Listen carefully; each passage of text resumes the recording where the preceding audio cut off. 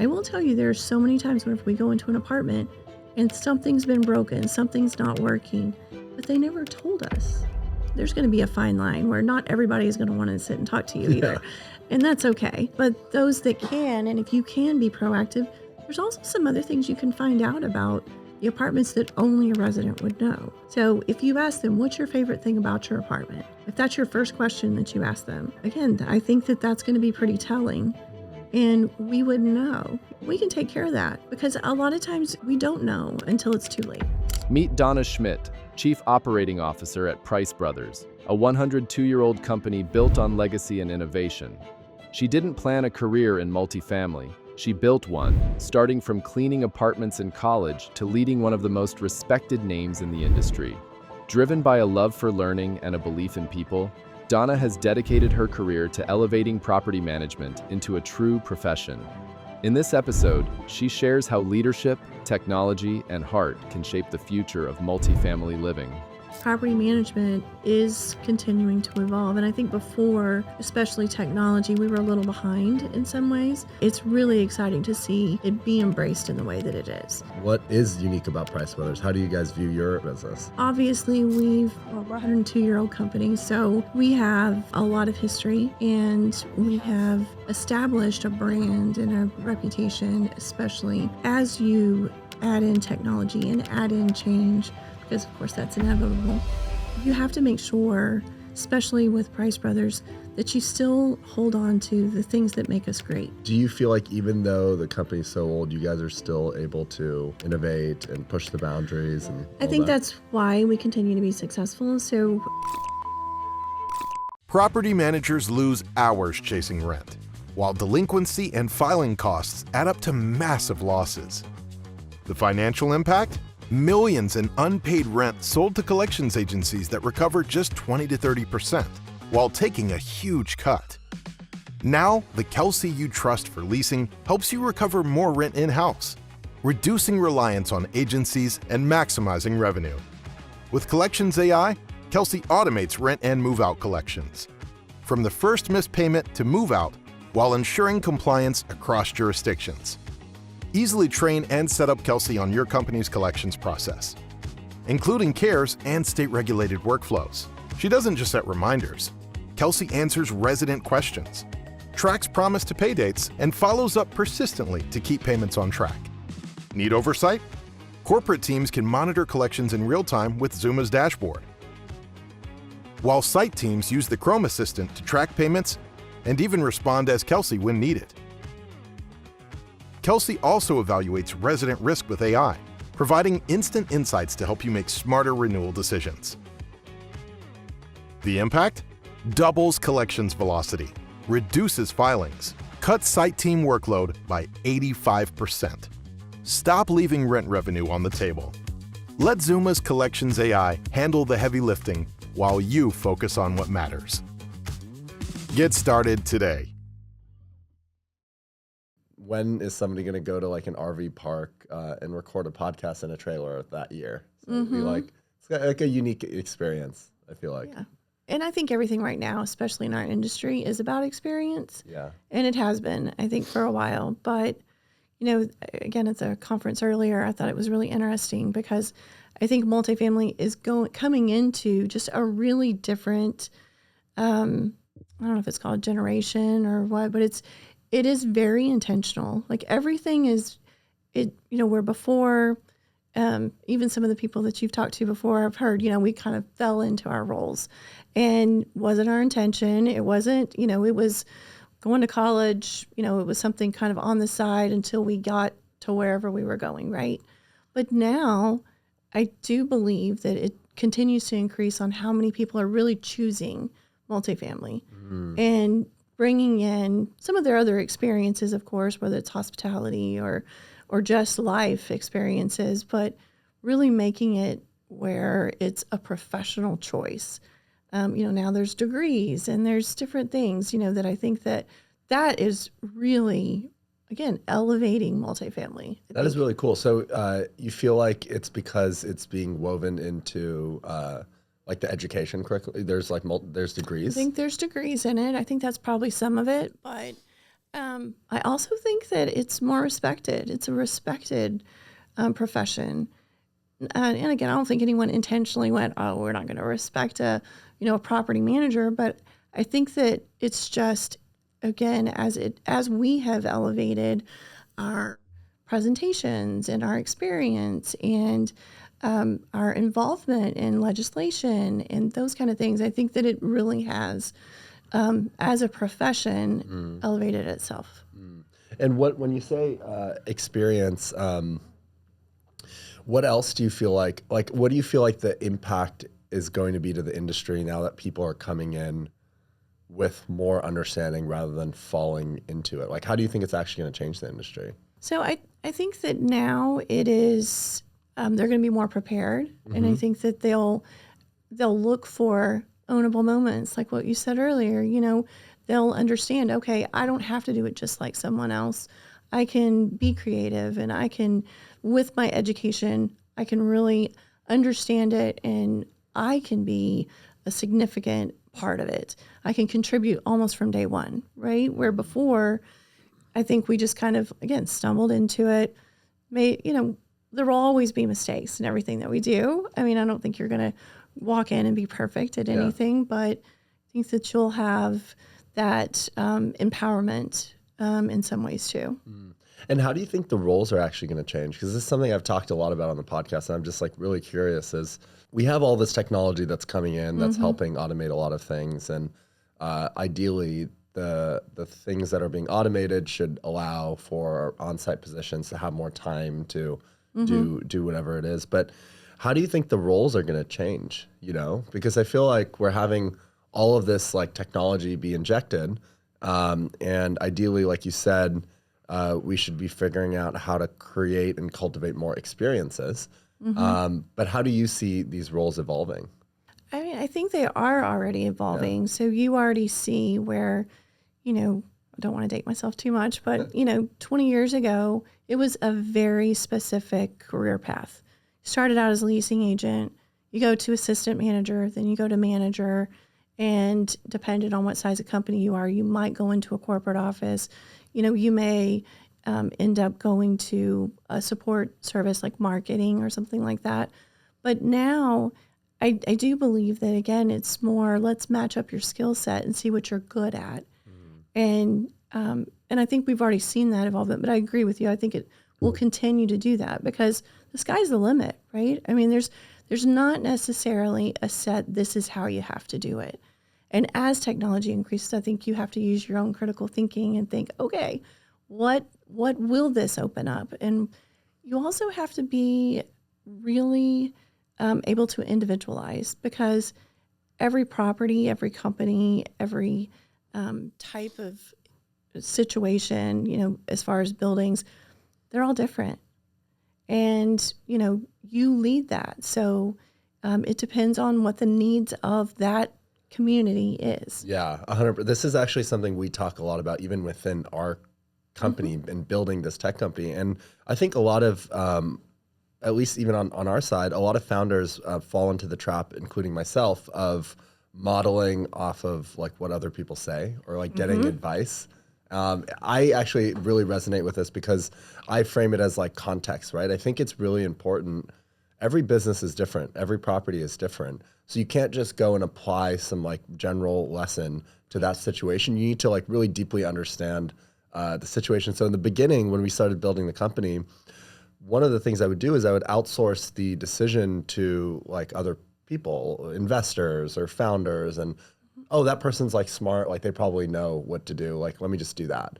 And then what you realize over time is every situation is different and every company is different. So you can't just go and apply generalized practices to a specific situation. So that's pretty interesting. I guess within the context of Price Brothers, what is unique about Price Brothers? How do you guys view your business?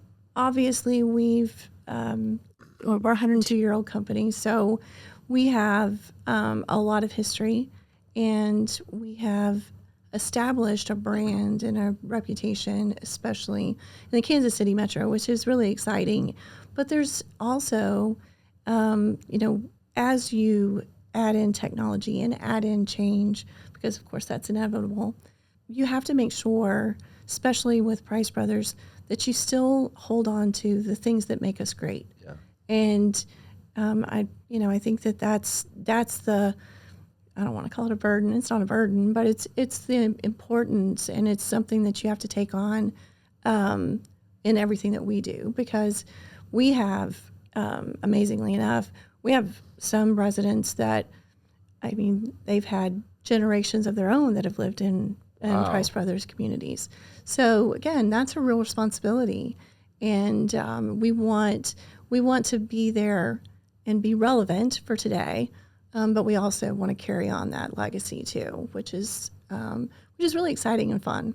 Yeah, that's crazy. So multiple generations. I was talking to Stephanie Graves from Q10. Yeah, and she was mentioning to me something pretty interesting, because I'm really curious to understand how much of retention is in control of the property management company. Like, and she has this framework where she says 20% will leave no matter what, 20% will stay no matter what. She actually, it was really interesting to talk to her. I didn't realize this, but it sounds like apparently property management companies will actually exercise their right to like kick tenants out. It's kind of like if you have a bad customer, Yes.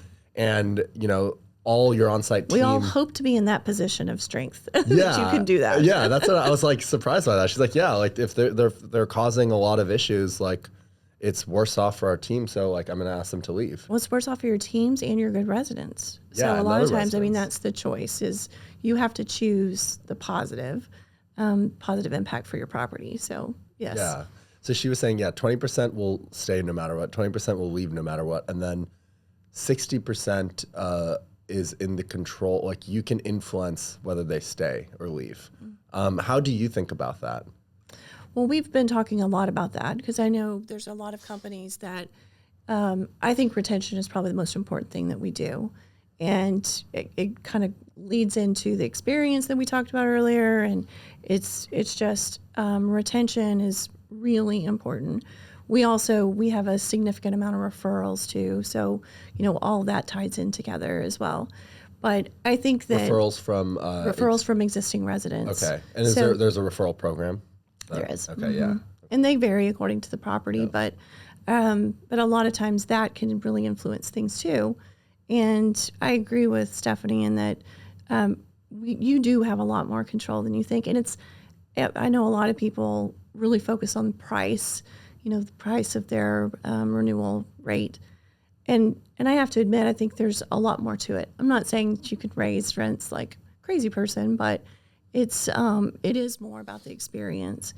And we've been talking a lot about it because I'm really interested in these companies that have put someone completely over renewals, as that is, something that they own, that they actually are that contact, so that it's almost like a sales process. It's starting all over, hopefully not all the way over, but it's really going through that entire renewal process with one person that, can really talk to you.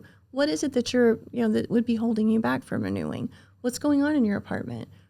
All of those things, that it would be more of a true personal connection versus a letter, an email or whatever that is. So That's interesting. So you guys are creating this new role? we're looking into it. I don't know when this goes out, but yes. But That's fascinating. It is really fascinating. Yeah. And I can see, and again, kind of goes to what we've talked about earlier. There's so many things that really nothing is set in stone, and the roles and the positions, the way they have always been done in the past, it doesn't have to be that way. Exactly. Yeah. And that's why I think about even just defining nomenclature for these roles, like leasing agent, or can actually box you in a little bit. Absolutely. And that's why I think in this new world, as technology and AI continue to evolve and automate, we almost need to like rebrand some of these like names. Exactly. That's exactly right. And a lot of people have. Okay. So a lot of companies have gone to, whether that's customer experience specialist or something like that versus leasing. And I 100% agree with that. I think that, again, it's let's look at what are the things that makes us different, that really, causes us to be memorable. Yeah. I think that's really the most important thing that we do on the people side, because you can automate so much, but you're never going to be able to automate that personal touch. Exactly. As you think about the renewal agent or renewal role, like what goes into that? Maybe just tell me a little bit more, because that's really interesting to me, actually. So again, what we've looked into, which we've talked to a couple different groups that have done it, and they've done some things that we really like, which is they actually have identified one person and they actually staggered their time. So in a case where, we all have office hours typically, right? Well, in their case, they allowed that person to set their own hours. So they were able to set appointments, maybe meet someone at a coffee shop or meet someone somewhere that way if they wanted to meet in person or if they wanted to meet virtually, however, they would allow them the flexibility and empowered them to really make it like, I hate to call it a sales call because that sounds a little cold, but really talk to them about them and wanting to know what they needed, if there are things within their apartment that they could schedule out for them before the renewal would go into effect, those kind of things, so that, again, they felt that they were all part of the process. I like the flexibility part. I think that could be real appealing, not only to our team member, but also a resident, because most of the time they're working during the day. So if you had that flexibility where you could talk to them, even if it's by text or virtually, I think that I could see where that could really be a benefit. So when you think about renewal, like affecting renewals, how would you stack rank the most important contributors to somebody renewing, right? For example, or not renewing, like maintenance, I imagine, is probably Yes. a big one there. Huge. Where if the experience is just really bad, people will leave. But how do you stack rank, I guess, the controllable inputs to a renewal? I think most of them are controllable. What happens though, and this probably is one of the reasons why I really like the thought process behind having someone that really is involved with the renewals 100%, is because most of the time we don't know. You can you can have a portal where they can put in a service request at any time, 24/7. You can ask people whenever they do. You see them in a fitness center and you say, "Hey, how is everything going?" They won't tell you. I will tell you, there are so many times whenever we go into an apartment and something's been broken, something's not working, but they never told us. Why is that? And I think it's, again, the relationship, I guess. That's where I feel like, okay, that could be a real opportunity, because if you're talking to someone about renewing and, and then they say, well, that's actually not ever really worked since I've lived here. That would be an opportunity to really say, you know what, we can take care of that. And because a lot of times we don't know until it's too late. We were talking a lot about this last night at dinner with Stephanie and some others. Is I feel like there's this role, at least what I feel and how I think about how our company is going to evolve, is the need to build software and tooling to be more proactive rather than reactive, right? I think Yes. if you look at a lot of the tools, including us largely today, a lot of them are solving reaction, they're reactive, right? You have the the lead comes in, and then you have a leasing agent, AI leasing agent that's doing outbound, or maintenance issue comes in, and you're triaging and dealing with that. Whereas I feel like it almost sounds to me like, especially in the case that you described, there's this need to be proactive, because maybe somebody doesn't bring up the issue or issues, but maybe if you ask them throughout, how are things going, and you're proactive, you'll get a lot more Exactly. opportunity to improve the experience, right? Because I think that makes a lot of sense to me. Is not everybody like people just internal, maybe they just like have the issue and then they don't like bring it up, and that's affecting the experience, but you have no insight into that. And then the renewal day comes and they're like, oh yeah, well there was this issue and that issue. And whereas if you were proactive, you'd be able to hopefully resurrect that relationship and experience. And I think that, some people it does come natural to them for them to have a relationship with the office. But not everybody is. I mean, and I think that you also, there's going to be a fine line where not everybody is going to want to sit and talk to you either. Yeah. And that's okay. But those that can, and if you can be proactive, there's also some other things you can find out about the apartments that only a resident would know. So if you ask them, what's your favorite thing about your apartment? If that's your first question that you ask them, again, I think that that's going to be pretty telling. And we would know, I love the fact that I have a pantry. I love the fact that, I have a separate laundry room or whatever that is. And I think we can use that information too, because we don't necessarily know unless we live there.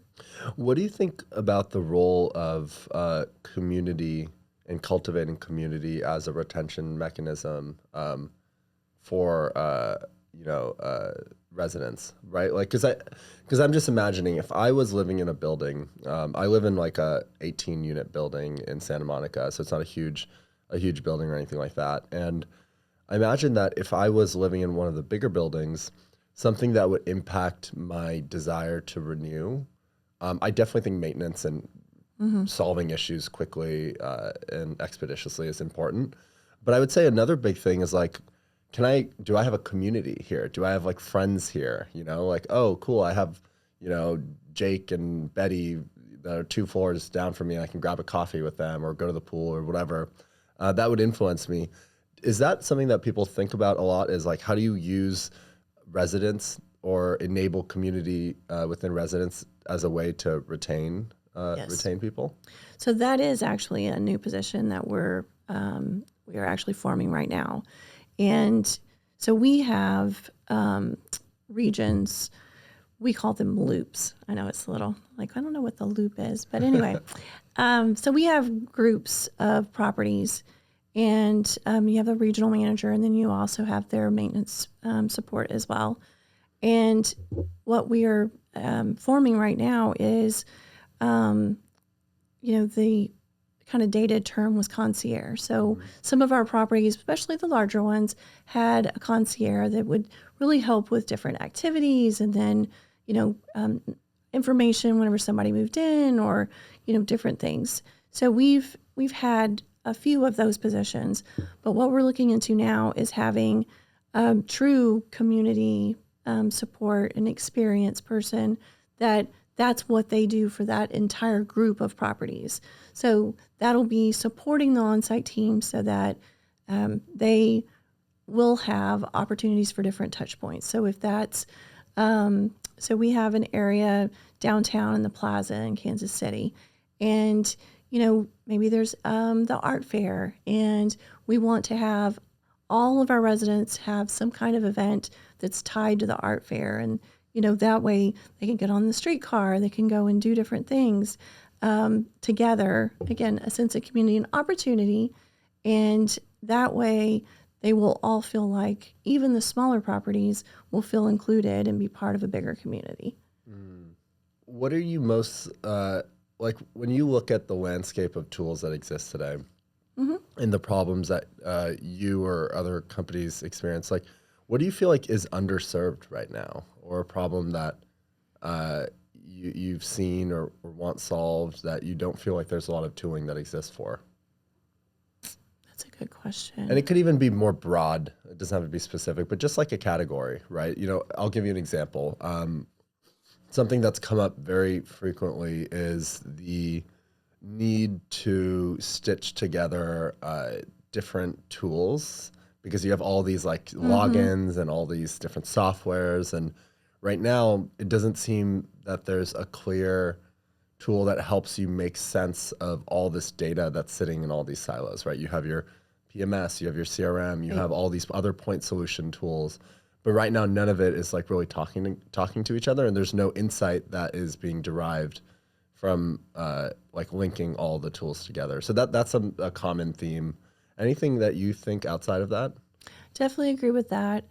One of my first thoughts was, which is kind of going at this kind of from a different angle, is, a lot of times, especially this, like the size we are, so we're not really big, but we're not really small.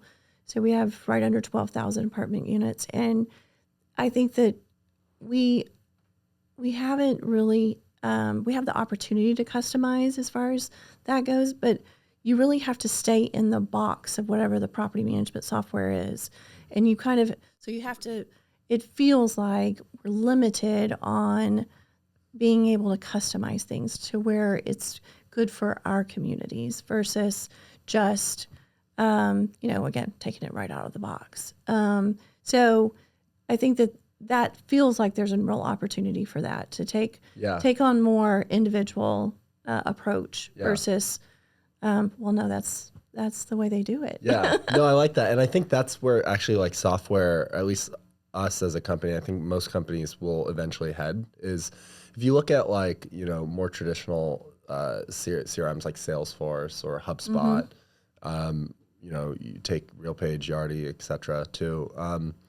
A lot of it is very static, right? Like you said, you have some ability to customize, but not really tailor-made for your business. And I think what AI is going to enable software to do is I think we're going to start having conscious, like moldable software where the software is actually built for you and it'll mold according to your business. It'll be tailor-made for your business, right? And I think that's what we want to move towards, because I think it's exactly what you said in the beginning, which is every business is like different. Everybody runs their operations teams differently. So we need to be able to make sure that tooling is hyper personalized in a way that it's as moldable as everybody's operations teams Absolutely. And I think it's kind of, and again, we're in this, age where ChatGPT knows how I talk now, and so that's the thing is we really need that in our bigger platforms where again, it can react the way we want it to react rather than, again, the square and the circle, kind of thing. So no, I agree.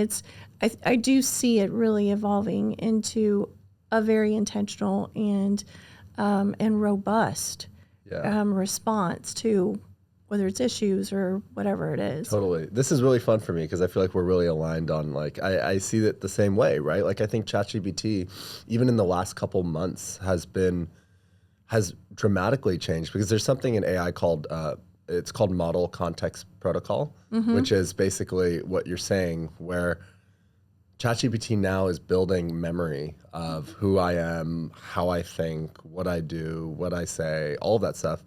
And then I've noticed that it's become way more effective because it understands me, right? And I've actually tested, right?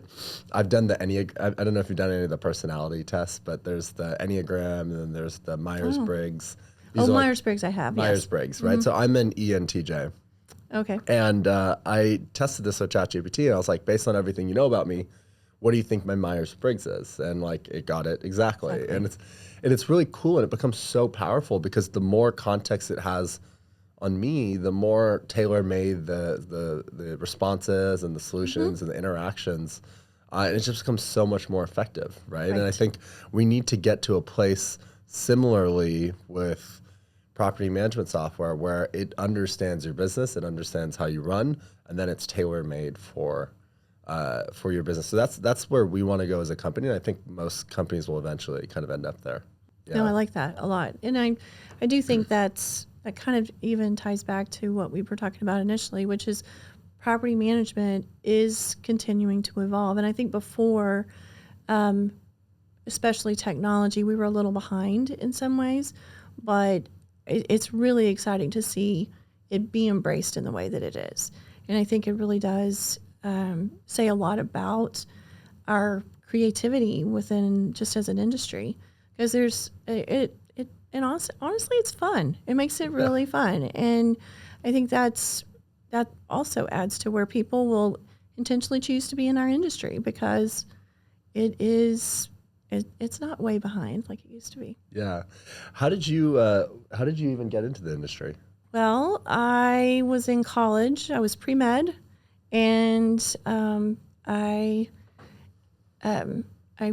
needed a kind of a filler job, so I started out cleaning apartments actually, and then there was an opportunity where someone actually needed me to fill in the office, and I was fairly successful. I leased a lot of apartments that weekend, not even knowing what I was doing, and they were like, "Do you want a job?" Like, well, what all is entailed. I don't really know, because they literally left me a list of apartments that were available, some keys, and a floor plan. So it was quite interesting, and and then I ended up quitting my other job and went to work as a leasing agent, and kind of the rest is history. I just kept.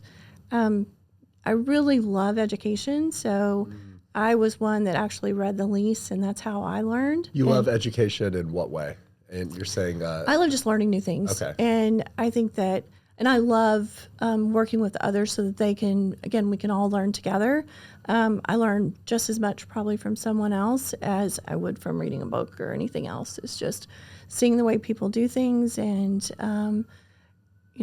us just being successful together, really. Yeah. So I love that. And why do you love learning new things? Because I also do too. I just find it super fun, and it's just like, yeah. What? Well, my parents were educators, so I don't know if that's part of it, probably. But I think I see the benefits of learning and being open, because I think that's the other part is, you can learn things, but are you open to new ideas and maybe doing things a little differently than the way you originally learned? So I think there's a lot to it, and you can learn from actions, but you can also learn from. Of course, now we have everything, YouTube. Yeah. And what did your parents teach? So my mom she's had multiple different ages, but she was mostly a first grade teacher. And then my dad, he was high school, he was a coach, and then he became a counselor. So he was a counselor in high school and then went to be a counselor in a junior college. Counselor, what kind of counselor? So like a guidance counselor. Okay. Wow. And then, where did you grow up, actually? Did you grow up in? So I grew up all over Texas, and again, we were kind of, most of our friends were the military because we moved a lot initially. So I was actually born in Houston, and then we kind of moved all over. Your friends were military? Yeah, most of the time we were compared to military because we moved you moved as so much. much. Mm-hmm. Yeah, and why did you guys move so much? I don't really know, to be honest. We just did. And then, do you have any siblings? I do have a sister. She's a year younger. What do you feel like? So on the topic of learning, I feel like I have in all these conversations that I have when I'm trying to understand like what drives somebody or why they are the way they are, very often people will say that they saw their parents do X and that influenced Y. So, I saw my dad work long days. So I felt like hard work was something that I should prioritize. And very rarely is it like, oh yeah, my parents told me to do X, Y, and Z, so I did. That it's more learning by observation. Is there anything that stands out that you feel like you've observed from your parents that have been influential in defining, I guess, your core values? Well, my parents prioritized family, so I think that we always knew that family and being there for each other, and we also have very strong faith. So a lot of what we did, there was a bigger picture. There was a real importance in again, doing the right thing, being that person that you want to be. And I think modeling my parents definitely is something that's influenced my life for sure. Is your sister also in Texas? So my sister actually lives in Pearland, so not far from here at all, and she works for MD Anderson Hospital. She's on the administrative side. Okay. That's crazy that you went from pre-med to Yes. real estate. Why did you choose pre-med? Really, I've always been interested, to be honest, in the brain. I think the brain is amazing. And I really wanted to work with head injury patients. And so that was something that I really was excited about. And I still follow a lot of things just because, again, I think the brain's so cool. You said head injury. Head injuries. Mm-hmm. Why? How did you choose that, or how did you want to? It's funny because most people think, oh, did you have an experience yourself? And I really didn't. I just thought I just, again, was so amazed at how much is controlled by the brain. It's actually insane if you actually think about like trying to replicate the human brain.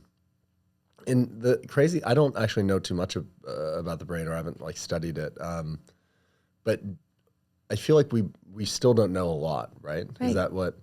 No, again, a lot of what we've put into computers and things like that, it's the kind of modeling of the way the brain controls different things. So it's just the body itself is amazing. I have to admit.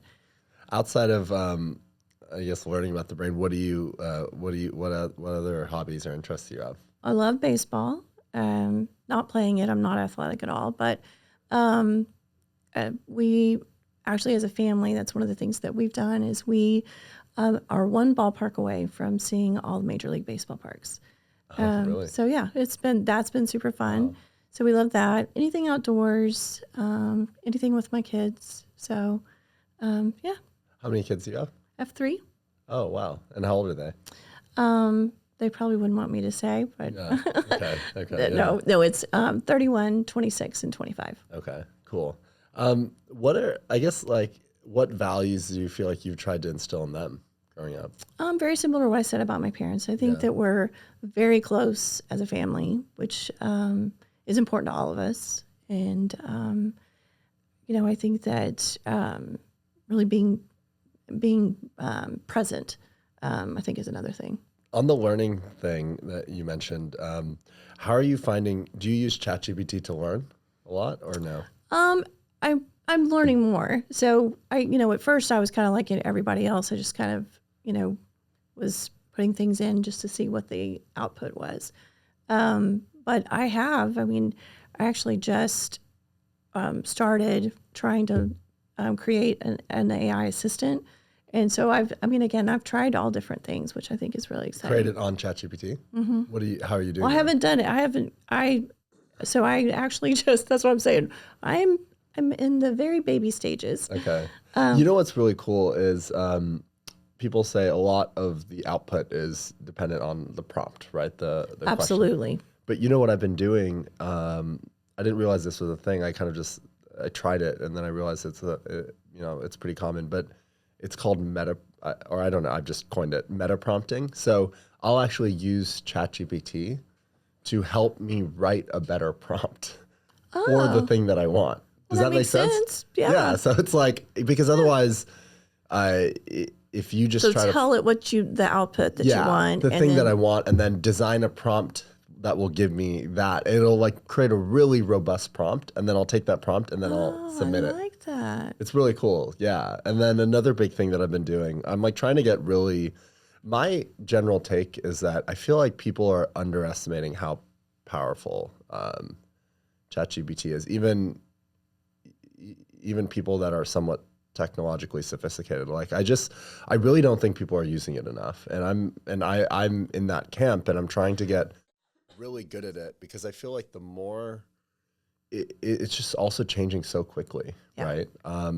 Another thing that I really like is they have the speech to text function. So you can just talk, and it's not like the Siri thing where it talks back to you. There's that, but speech to text is, instead of typing the question, I will just click the speech button and then just talk.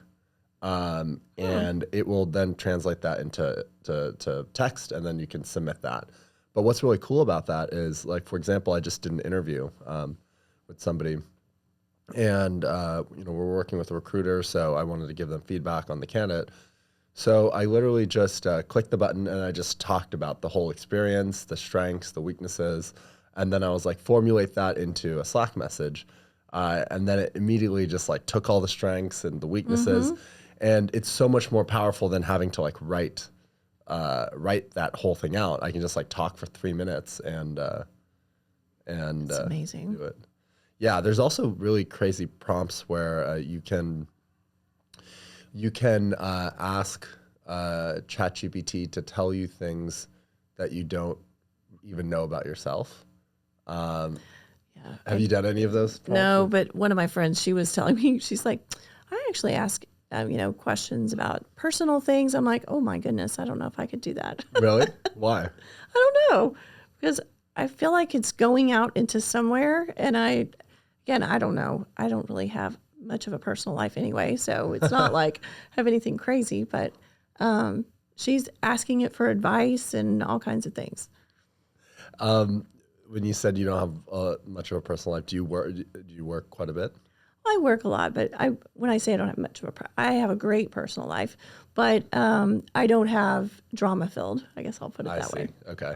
So actually a couple questions. So within Price Brothers, or I guess even through your journey of being in multifamily, because you've been in the industry your whole career, right? Correct.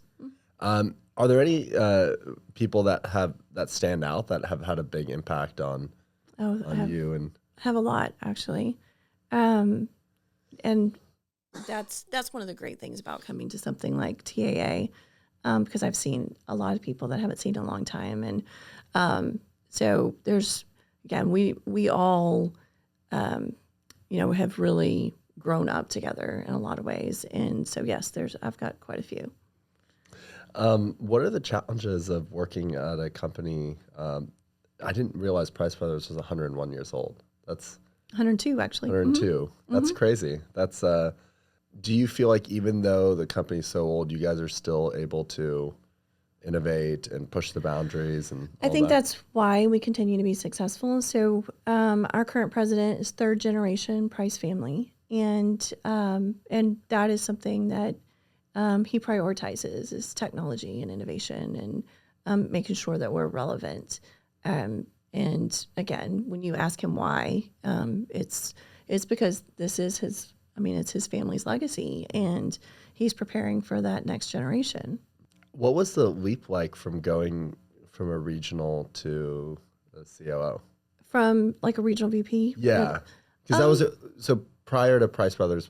I think that in our case, so I had overseen regional managers. So that was, and I think that that's one aspect of leadership that is, especially if you've done that job. So if you've been a regional and you're overseeing regional managers, that's one aspect of leadership. So you've done that, you can help them. They ask you a question, then you're able to say, oh, this is the way I did it, kind of thing. Going into the COO role, I oversee different departments that I've never done anything with. So I don't necessarily know all the minutia that goes into a director of marketing or director of software and training. So again, I think that's where you really are, instead of supporting with action, like with, oh God, I can help you do that. It's more listening and learning and looking at what other support things that are out there that you can help and support. And then you're the conduit that goes to the ownership or goes to the board or whoever it is that you're working through whenever it comes to either some kind of financial issue or